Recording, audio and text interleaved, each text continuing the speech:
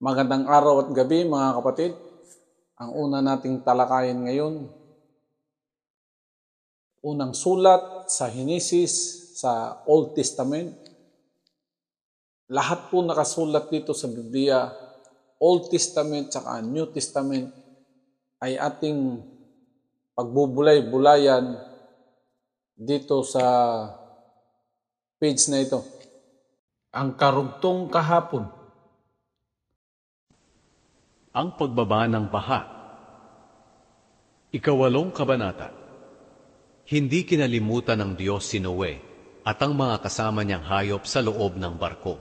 Kaya pinaihip niya ang hangin sa mundo at dahan-dahang bumaba ang tubig.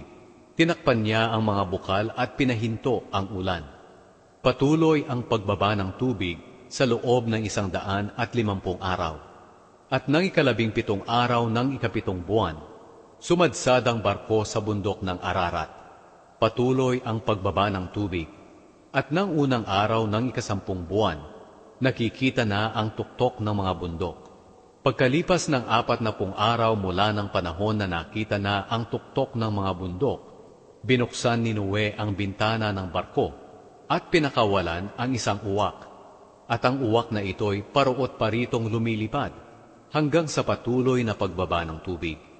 Pinakawalan din ni Noe ang isang kalapati para malaman niya kung bumaba na ang tubig.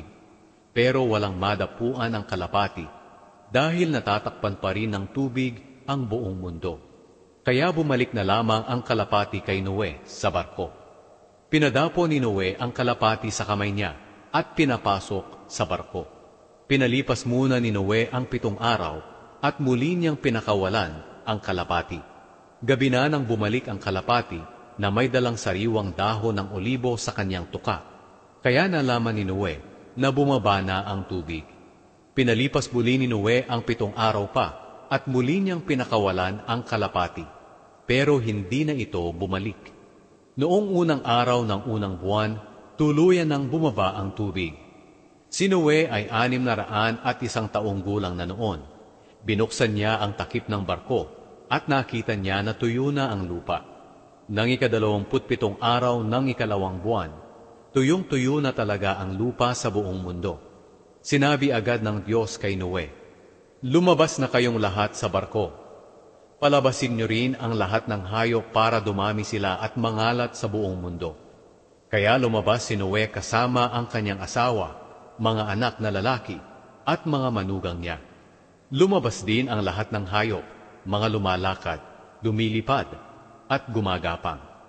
Magkakasama sila ayon sa kani-kanilang uri. Naghandog si Noe. Gumawa si Noe ng altar para sa Panginoon.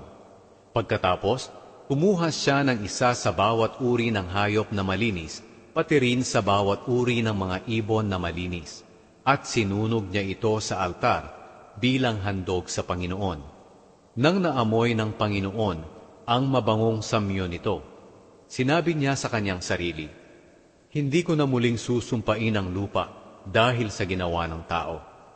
Kahit alam kong makasalanan ng tao mula ng bata pa siya, hindi ko na talaga muling lilipulin ang lahat ng nabubuhay katulad ng aking ginawa noon." Habang nagpapatuloy ang mundo, may panahon ng pagtatanim at pag-ani. May taglamig at may tag-init. May tag-ulan at may tag-araw. At may araw at may gabi.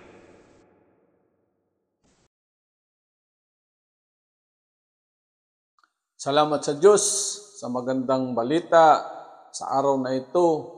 Hinihikayat ko kayong lahat manood at makinig sa kasaysayan at sa katotohanan sa nakasulat sa banal na aklat. Araw-araw akong magbibigay ng sinasalaysay at pagbubulay-bulay kaugnay sa ating buhay. Pagkaloob ng Diyos, bukas, sa ganitong oras, sa susunod na kabanata. Hanggang sa muli, bye-bye. God bless us.